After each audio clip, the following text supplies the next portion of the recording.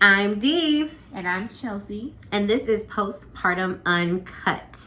This is our channel. It's our safe space where we talk about all things motherhood, the stuff that happens after you're done being cute and pregnant. Yes. Okay.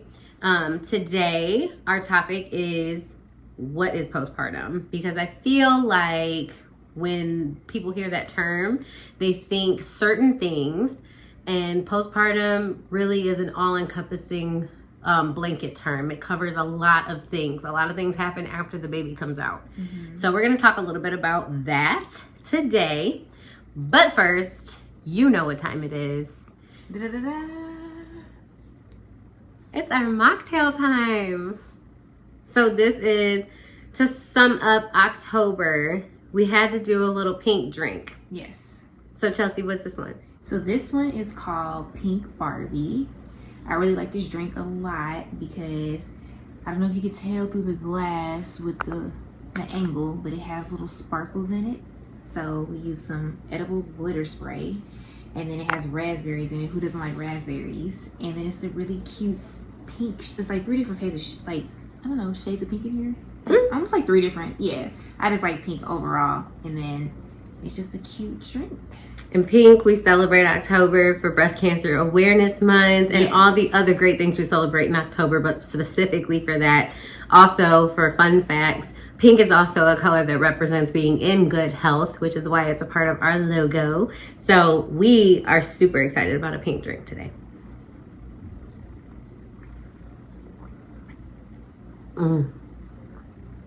This is very refreshing, actually. This might be my favorite one so far. Oh yeah, I'm gonna turn this up. I'm glad you like. Mm-hmm.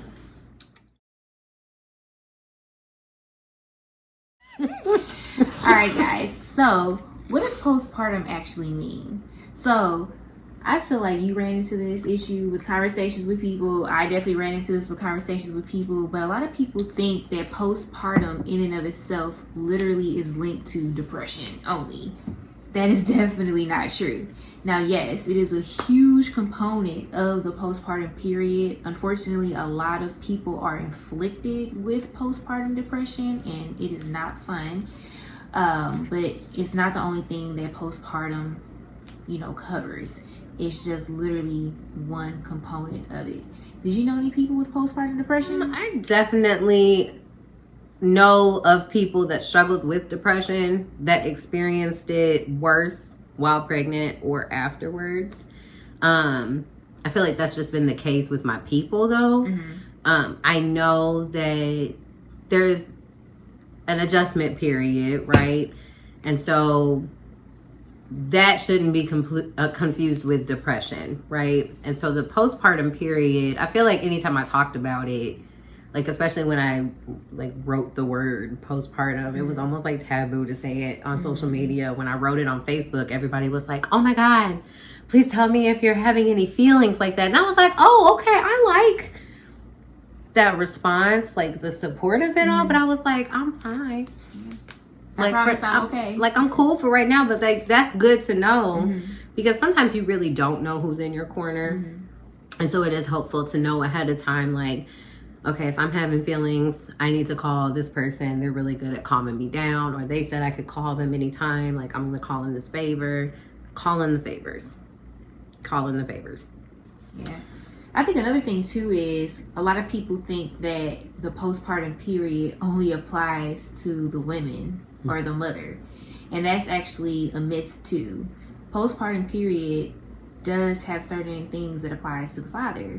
Like, fathers go through postpartum depression. They go through identity crisis. Like, think about it. They literally went from solo dolo, taking care of me, and then maybe their significant other, and then now there's this whole human being that they're responsible for. They don't want to break the child. They don't know what to do with the child. Like, it's just like, what do I do? Like, so it's just a whole thing for them, and then just trying to integrate their new life with knowing that they're responsible for this innocent being. That's just a lot, especially for a man. To kind of, women are known for being more maternal. We carried the baby for 9 months. We automatically have like that internal connection. And it's not every dad, but for some dads, it's harder to kind of come out of themselves and be like, okay, I really do have to put everything on the back burner and I feel like dads don't for these kids here. They don't know. I think it's the age too. Like I feel like they're scared or more apprehensive. That's what's like they don't want to break the baby. They don't want to break the baby, and it's like okay, but hold on. Yeah. But no, in real life, no, that's real. Yeah. And then trying to navigate if you're a 2-parent household, trying to navigate your postpartum experience while he's having his postpartum experience, and if you love each other and respect each other, you have to be in check with your emotions all the time. So we talked a lot. We talked a lot, but it helped so much. But like I had to constantly remember, like, yes, I was at home with the baby all day and I had an experience, but he went to work. As a Black man, he stepped outside, had that kind of experience, whatever that is for that day, and then came home to me. So I need to make sure that we come to a place of this is where I'm at, this is where I'm at. Okay, cool. I'm gonna go take a shower real quick before I relieve you, so we can try to come to an equilibrium as a house. But that's no joke either. If you truly respect your partner, you need to recognize that the man is having an experience as well if he is involved in the situation. And that's something that I feel like goes overlooked. Men don't talk about their feelings. Black men don't talk about their feelings. Yes, absolutely. Shout out to us. This generation is doing wonders with healing. We're starting. We're going to work on it. We're going to work on it. And I think that kind of like ties back into, I don't remember which segment we were talking about, but I was like, check in on the dads. Because a lot of them are internalizing this whole situation. They're kind of lost in the sauce. It's hard for them to navigate their emotions. And so it can spill over into the relationship, most definitely, if you guys don't have those transparent conversations, because it's like you both are drowning in your own emotional like roller coaster turmoil. And so if you guys aren't on the same page, it's like you're kind of like nipping at each other, when really a conversation may be able to kind of mix everything and get everybody on the same page. I think the other thing that's important is remaining transparent. Like that's the key word in it, because there was one argument or like disagreement we had where it was like we had to like really just say what we meant instead of like tiptoeing around the other person's feelings. Like, while I appreciate that you respect me and you're trying not to be that guy with your postpartum person, like it also doesn't help find, like, you need clarity. You need to have a transparent conversation. I need this. Okay, well, I need this. How do we make both of these things happen to where you don't feel like you're being dismissed and I don't feel like I'm being dismissed? Like, it's truly trying to navigate all of that on top of your own experience, whatever you're having going on with you. Yeah. And I think the own experience, piggybacking off of that, is kind of which people get hung up on. Like, I know for me and the father of my child, we kind of went back and forth about, well, I was having my own feelings, like, well, I was the one that got cut, and then I was the one that was on bed rest, and then I had to do this, and I had to do that, and he was like, well, I was the one that had to drop what I was doing and fly across the country to get back to you, and then this, that, and the other, like, 'cause it was an emergency. So it was kind of like we both were going through our own valid feelings of, like, we had to go through this, we had to drop this, we had to do this, we had to do that, and we weren't really looking at what the other person was going through. We were kind of focusing on what we had going on, because we both went through traumatic experiences, just to kind of be here and present as a unit for baby girl. So there was just a lot going on, and so sometimes you do, even in the midst of chaos internally for yourself, you have to step back outside of what's going on internally and try to put yourself in the other person's shoes. Like, okay, well, maybe they're going through something too. Right. Because both parties are adjusting to this new life. Other times when I hear people talking about postpartum, and specifically on the emotional side, like when we talk about depression, I feel like everyone thinks that is just any of the negative feelings that you have. And I need people to understand that there are like clinical diagnoses for all this stuff. There's actually way more out there for postpartum emotional disorders. There's postpartum anxiety, there's postpartum OCD, there's all these things. We'll talk about those later.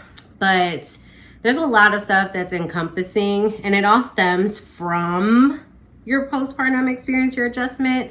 But we have to be clear on what the difference between the baby blues are and what postpartum depression is. So, and I learned that some people haven't heard of baby blues, right? So what is that? Baby blues is actually your adjustment period. So it is that time where I like to call it the reckoning, right? Where all the adults of your life kind of say, oh, yeah, was that hard? You know, where they kind of have their moment. Like, yeah, remember when you were a pain? Yeah. Full circle moment. A full circle moment, right? But like, it's that moment. It's that moment realizing your body is no longer yours. It's realizing your time is your time is that baby's time. It's realizing that things are incredibly different. Like, that's flat out all it is. Regardless of your situation, regardless of what kind of household you are, what background you have, at the end of the day, your postpartum journey is an adjustment period. And you're going to have to navigate differences. Life is going to be drastically different than it was before. On top of, you don't look like yourself. We talked briefly about identity crisis. You just have to relearn yourself while you're learning with a baby. So sometimes that can be depressing. Like, it's realizing that as a stay-at-home mom, I'm in the house all the time. It's realizing that, you know, like, no, I have to get up in the middle of the night to feed this baby. I may like my sleep, but my baby's health is more important. It's just, it's realizing it ain't about you no more. And sometimes you're grieving. I briefly mentioned in one of our previous episodes, like, no one talks about the grieving you go through. I particularly was talking about like connections and relationships, but you're also grieving your old self too. So you have to like say like, oh dang, like I'm somebody's mama. Oh my goodness. And then you have to say what that means to you and act accordingly. And everything you thought you knew about yourself, you don't feel the same, you don't look the same. There's a lot of adjusting. So baby blues is just kind of that moment of like, dang, I can't Cinco de Mayo. Dang, like I gotta find a sitter. Or geez, this is a lot harder than I thought it was. It's an adjustment period, and it'll resolve itself so long as you start, you know, getting in your groove. Postpartum depression literally affects your everyday. Hard, like simple tasks are now hard. And so if you know a little bit about depression, you stem those same symptoms. And it makes it harder for the mom to bond with the baby sometimes. It's this thing. For me, depression is like that rain cloud. And you have to figure out how to get yourself out of that. And that's why they ask you on the questionnaires, like, how are you feeling and things like that. But we'll delve into that stuff later. But to be clear, baby blues is an adjustment period that resolves itself in time.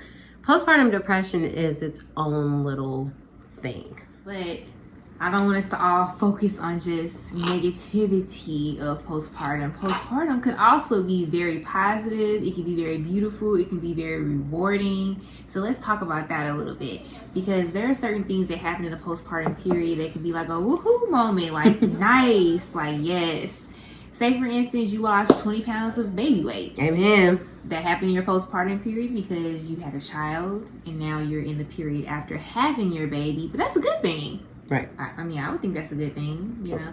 Maybe, I guess, unless you didn't want to lose weight in the first place. But if you wanted to lose weight, that definitely is a great milestone for you. And that's a very positive thing. Right.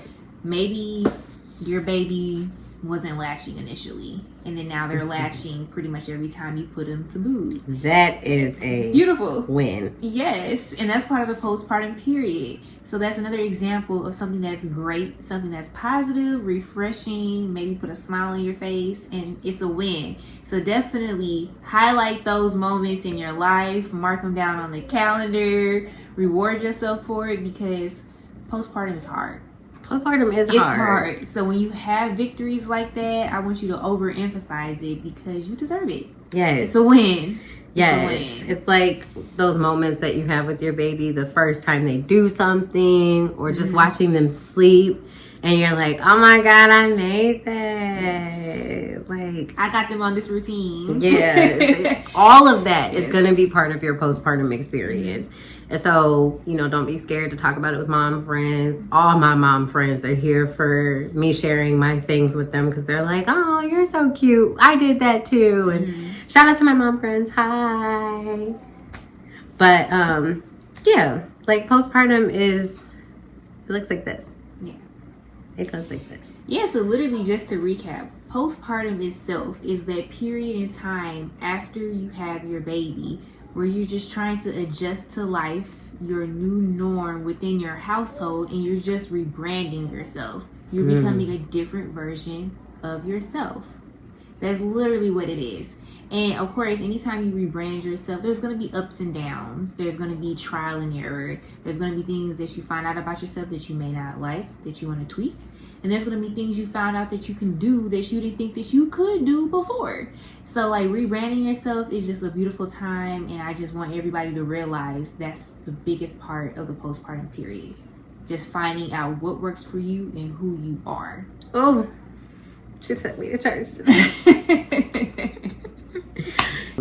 Let's rate your postpartum experience on a scale of 1 to 10, because there are ups and downs. If I were going to rate my experience so far, because we're only 6 months in this thing, like, What's 1 and what's 10? 10 is, oh my God, this is the best thing that's ever happened to me in my life. And then 1 is like, bruh, no. I opt out.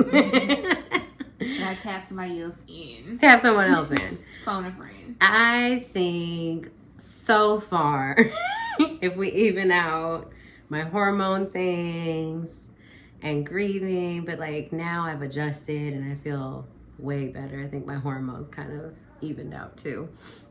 I'm gonna give it like a 7. 7.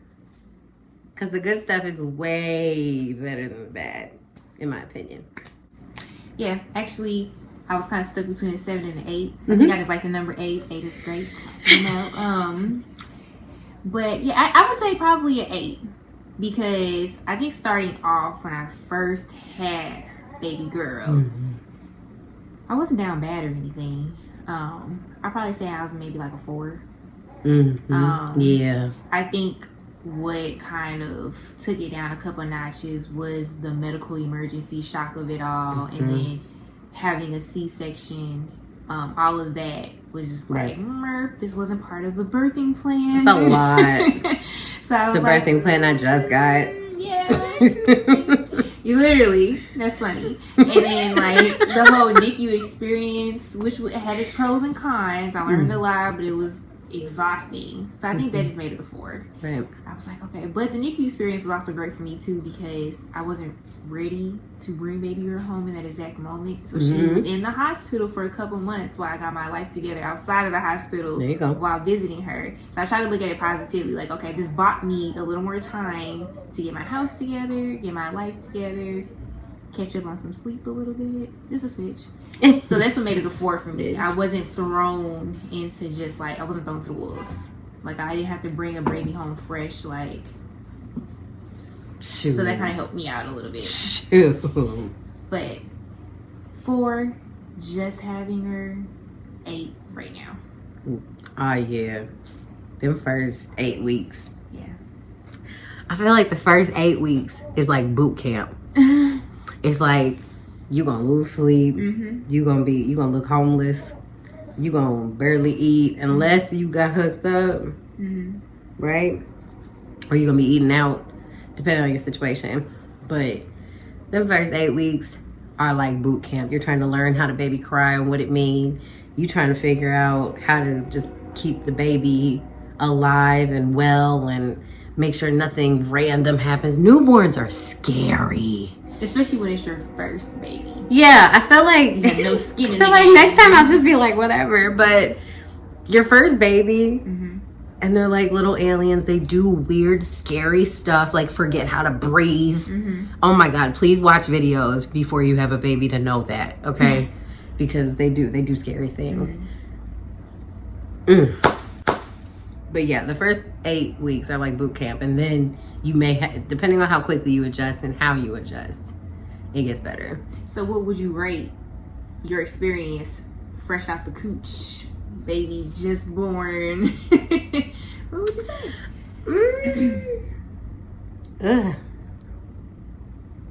I'm gonna be real with you. I was having some emotionally turmoil. Like, there were some things happening at the time that were really hurting my feelings, and I was in a very vulnerable state. Like, I just pushed a human out of me, and I felt very abandoned by some people. I felt I have anxiety anyway, so postpartum anxiety was a thing for me. So I'm just like, oh my God, don't do this. Oh my God, don't do this. Did you wash your hands? Oh my gosh, like, turn it off. Turn it off. I was so happy when that switch flipped, and I finally just decided that I knew how to take care of my baby. When you tell yourself that and you actually believe it, I think that's when you calm down. So I would say like a 3. Like a 2.5, a 3. Some days it was a 2, but then like I said, there would be really good days, and those would be like 10s. So I think once I got myself regulated and figured out, I had conversations with my partner about how I was feeling all the time.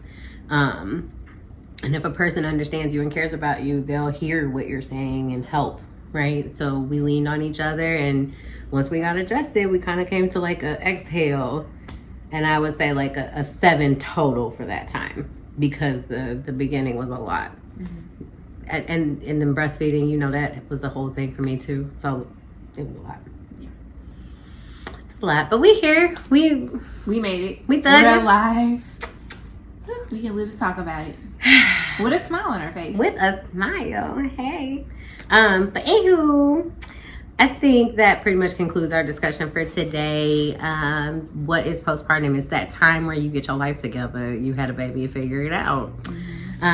Join us next Tuesday for our next discussion. And you can catch us for Thursday for the mocktail associated with that episode. Make sure that you subscribe so you never miss a video. And don't forget to comment if you've had a baby. Rate your postpartum experience on a scale of 1 to 10. Let us know. 1 being terrible, 10 being amazing. All right. Thanks, guys. We love y'all. Bye.